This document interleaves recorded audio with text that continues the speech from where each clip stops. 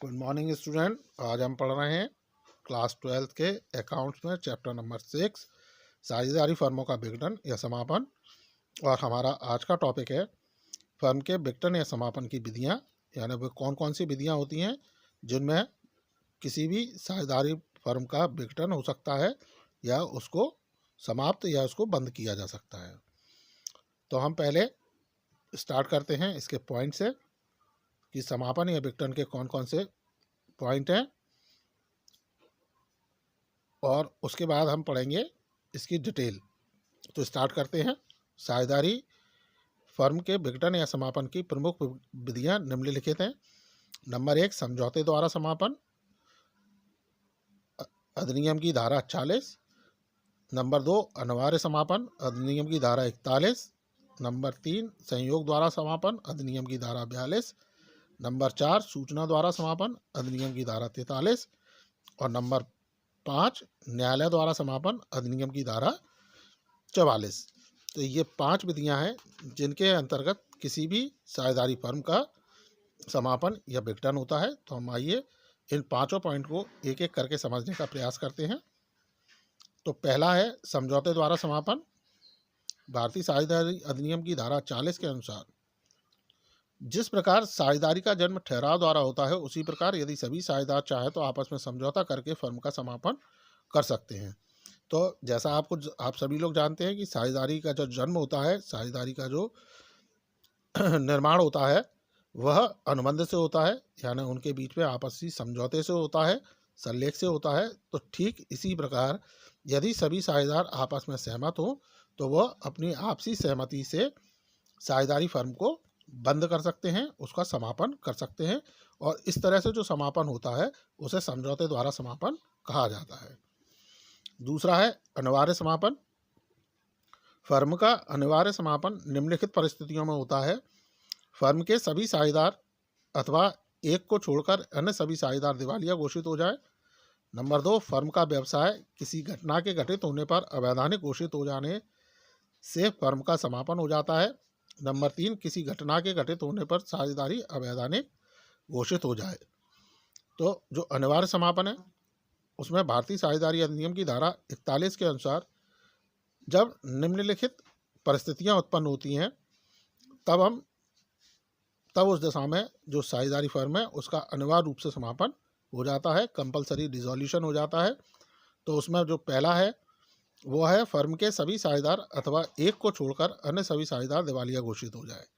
यानी जब फर्म के कोई एक साझेदार या फर्म के जो सभी साझेदार हैं, सभी साझेदार जब दिवालिया हो जाते हैं, यानी दिवालिया का अर्थ होता है जब उनकी संपत्तियां कम और दायित्व अधिक हो जाए, तो उस स्थिति को दिवालिया कहते हैं। तो साझेदारी फर्म के अंदर जितने भी साझेदार हैं, या तो सभी साझेदार दिवालिया हो जाएं या किसी एक साझेदार को छोड़कर बाकी सभी साझेदार जब दिवालिया हो जाते हैं, तो ऐसी स्थिति में साझेदारी का जो समापन है वो अनिवार्य रूप से समापन हो जाएगा।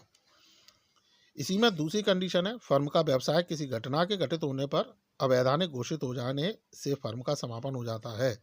यानी फर्म के अंदर, व्यवसाय के अंदर जो साझेदारी फर्म व्यवसाय कर रही है उसके अंदर कोई ऐसी घटना घटित हो जाए जिसके कारण वह व्यवसाय अवैधानिक घोषित हो जाए, कानून की दृष्टि में गलत साबित हो जाए, तो ऐसी स्थिति में भी फर्म का जो समापन होगा वो अनिवार्य रूप से समापन होगा।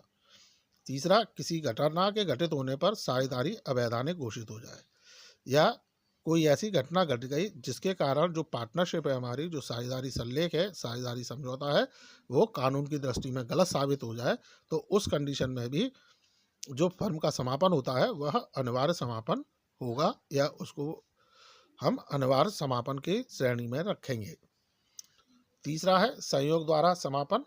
अधिनियम की धारा 42 के अनुसार साझेदारों के बीच हुए समझौते में यदि कोई विपरीत व्यवस्था न हो तो फर्म का समापन निम्नलिखित परिस्थितियों में हो जाएगा। तो संयोग द्वारा dissolution on happening of certain event, यानी कोई ऐसा घटना घटित होना जिसके कारण फर्म का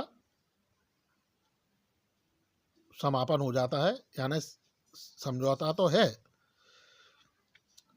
साझेदारों के बीच, हुए समझौते में यदि कोई विपरीत व्यवस्था ना हो, यानी जो उन्होंने समझौता किया उसमें कोई अन्य कंडीशन ना हो, तो ऐसी स्थिति में जो समापन है वह संयोग द्वारा समापन माना जाएगा। उसकी कंडीशन हम पहले पढ़ते हैं। पहला है, यदि फर्म का गठन किसी निश्चित अवधि के लिए किया गया हो तो ऐसी अवधि के पूर्ण होते ही फर्म को समापन हो जाएगा। यानी अगर फर्म किसी निश्चित टाइम पीरियड के लिए, निश्चित समय के लिए खोली गई है, या साझेदारी जो समझौता है वह किसी निश्चित समय तक के लिए किया गया है, तो उस निश्चित समय अवधि के पूरे होते ही जो हमारी साझेदारी फर्म है वह स्वतः बंद हो जाएगी, अपने आप बंद हो जाएगी।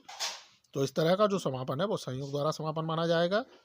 दूसरा, किसी विशेष कार्य को पूरा करने के लिए फर्म की स्थापना की गई हो तो उस कार्य का पूरा होने पर फर्म समाप्त हो जाएगी। यानी जब किसी कार्य विशेष को हमने ध्यान में रखकर अपने साझेदारी फर्म का व्यवसाय प्रारंभ किया और जैसे ही वह हमारा कार्य विशेष पूरा होता है तो उसके तुरंत बाद वह फर्म समाप्त हो जाएगी, बंद हो जाएगी। तीसरा है, किसी साझेदार की मृत्यु होने पर फर्म का समापन हो जाता है। यानी फर्म के अंदर किसी एक साझेदार की मृत्यु हो जाए और उसके बाद फर्म में केवल एक ही साझेदार बचे, तो ऐसी कंडीशन में जो समापन होगा वो संयोग द्वारा समापन होगा। इसी तरह किसी साझेदार के दिवालिया हो जाने पर फर्म का समापन हो जाता है। तो किसी एक साझेदार को छोड़कर जब सभी साझेदार दिवालिया हो जाते हैं तो उस कंडीशन में भी जो साझेदारी फर्म का समापन है वह हो जाएगा। और इन कंडीशनों में से कोई भी एक कंडीशन अप्लाई होने पर वह संयोग द्वारा समापन माना जाएगा। अगला है सूचना द्वारा समापन।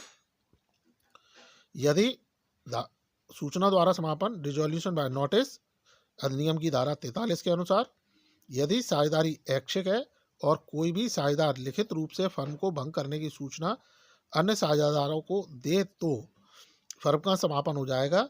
जहां तक फर्म भंग करने की तारीख का प्रश्न है वह सूचना देने वाले साझेदार ने लिखी होती है। यदि न लिखी हो तो साझेदारों को सूचना मिलने की तिथि को ही फर्म का समापन माना जाएगा। तो जो सूचना द्वारा समापन है इसमें यदि साझेदारी ऐच्छिक है और उस ऐच्छिक साझेदारी में कोई भी एक साझेदार यदि लिखित रूप में अन्य साझेदारों को सूचना दे दे तो ऐसी स्थिति में फर्म का समापन हो जाता है, फर्म हमारी भंग हो जाती है। यदि इसमें फर्म को भंग करने या समाप्त करने की या उसका विघटन की कोई तारीख नहीं दी गई है तो जिस तारीख को साझेदारों को सूचना प्राप्त होती है, नोटिस प्राप्त होता है, उसी दिन से उस फर्म का समापन मान लिया जाता है। अगला है न्यायालय द्वारा समापन। अधिनियम की धारा 44 के अनुसार किसी साझेदार द्वारा बात प्रस्तुत करने की दशा में न्यायालय में निम्नलिखित परिस्थितियों में फर्म को भंग करने का आदेश दे सकता है। यानी जब कोई साझेदार, फर्म का जो साझेदार है, कंटिन्यूइंग पार्टनर है, जो यदि वो किसी भी कारण से न्यायालय में फर्म को भंग करने के लिए बात प्रस्तुत करता है तो जो न्यायालय है, कोर्ट है, वो निम्न कंडीशंस में जो हमारी आगे जो मैं अभी आपको समझाऊंगा कंडीशन, इनमें से कोई भी कंडीशन अप्लाई होने पर फर्म को समाप्त करने का आदेश या फर्म को बंद करने का आदेश दे सकती है। इसमें पहला है साझेदार का पागल होना। यदि कोई साझेदार मानसिक रूप से अस्वस्थ हो जाता है या कोई साझेदार पागल हो जाता है और उसका जो हितैषी है, उसका हित रखने वाला कोई अन्य साझेदार यदि न्यायालय को सूचना दे देता है तो ऐसी स्थिति में न्यायालय फर्म का समापन का आदेश दे सकती है। दूसरा है साझेदार का स्थायी रूप से अयोग्य होना। बात प्रस्तुत करने वाला साझेदार के अतिरिक्त यदि कोई अन्य साझेदार स्थायी रूप से कार्य करने के अयोग्य हो जाए तो न्यायालय फर्म के समापन का आदेश दे सकता है। तो इसमें यदि कोई साझेदार न्यायालय में, कोर्ट के अंदर केस करता है और ऐसी स्थिति में जिसने केस किया, जिस पार्टनर ने कोर्ट के अंदर केस किया, उसको छोड़कर यदि कोई अन्य साझेदार फर्म को चलाने के योग्य नहीं रहता या स्थायी रूप से अयोग्य घोषित हो जाता है, न्यायालय की दृष्टि में वह फर्म को स्थायी रूप से चलाने के योग्य नहीं है, तो ऐसी स्थिति में न्यायालय समापन का आदेश दे सकती है। तीसरा है साझेदार का दुराचारी होना। वाद प्रस्तुत करने वाले साझेदार के अलावा अन्य कोई साझेदार दुराचरण का दोषी है जिसका असर व्यवसाय के संचालन पर बुरा पड़ेगा, तो न्यायालय फर्म के समापन का आदेश दे सकता है। तो वही इसमें भी वही चीज़ कि जिसने कोर्ट में, जिस साझेदार ने कोर्ट में केस किया, यदि उसके अलावा कोई अन्य साझेदार दुराचारी है या दुर्व्यवहार करता है या दुराचरण का दोषी है और जिसके फर्म में रहने से फर्म पर उसका बुरा प्रभाव पड़ेगा, बुरा असर पड़ेगा, तो ऐसी स्थिति में न्यायालय फर्म को समाप्त करने का आदेश दे सकती है। अगला है साझेदार द्वारा समझौते के विपरीत कार्य करना। तो बात प्रस्तुत करने वाले साझेदार के अलावा किसी साझेदार ने समझौते को ठुकराया है या ऐसे कार्य को करता है कि अन्य साझेदारों को उसके साथ मिलकर काम करना असंभव हो गया है, तो न्यायालय फर्म के लिए समापन के लिए आदेश दे सकता है। तो जो बात प्रस्तुत करने वाला साझेदार, उसको छोड़कर यदि अन्य कोई साझेदार अगर समझौते में लिखी गई बातों को नहीं मानता है, जो साझेदारी संलेख में बातें लिखी गई थी या जो साझेदारी संलेख में जो बातें तय की गई थी उन्हें नहीं मानता है, या जो अन्य साझेदार हैं वह उस साझेदार के साथ मिलकर अब काम करना नहीं चाहते हैं या उसके साथ काम करना अन्य साझेदारों का उस साझेदार से जो संलेख का पालन नहीं कर रहा है के साथ काम करना उनके लिए असंभव होता है या काम करना उनके लिए कठिन होता है, तो वह ऐसी स्थिति में न्यायालय समापन का आदेश दे सकती है। अगला है साझेदारों के हितों का हस्तांतरण। बात प्रस्तुत करने वाले साझेदार के अतिरिक्त अन्य किसी साझेदार ने फर्म में अपने हित को किसी अन्य व्यक्ति को हस्तांतरित कर दिया हो, तो न्यायालय फर्म समाप्ति के आदेश दे सकती है। तो जो बात प्रस्तुत करने वाला साझेदार है, जिसने न्यायालय में कोर्ट में जिसने केस किया है, उसको छोड़कर यदि कोई अन्य साझेदार अपने हित को किसी तीसरे पक्षकार के पक्ष में हस्तांतरित करता है, तो ऐसी स्थिति में भी न्यायालय समापन का आदेश दे सकती है। अगला है व्यवसाय में स्थायी हानि होने पर। यदि ऐसा आभास हो जाए कि फर्म का व्यवसाय निरंतर हानि में ही चलेगा, तो न्यायालय फर्म के समापन का आदेश दे सकता है। यानी जब फर्म न्यायालय को ऐसा प्रतीत होता है, ऐसा लगता है कि व्यवसाय में निरंतर हानि हो रही है, अब ये व्यवसाय आगे लाभ नहीं कमा पाएगा, तो ऐसी स्थिति में भी न्यायालय समापन का आदेश दे सकती है। अगला है न्यायोचित आधार। यदि न्यायालय की दृष्टि से फर्म को भंग कर देना उचित और न्यायपूर्ण है, तो न्यायालय फर्म के समापन का आदेश दे सकती है। यदि कानून की दृष्टि में, न्यायालय की दृष्टि में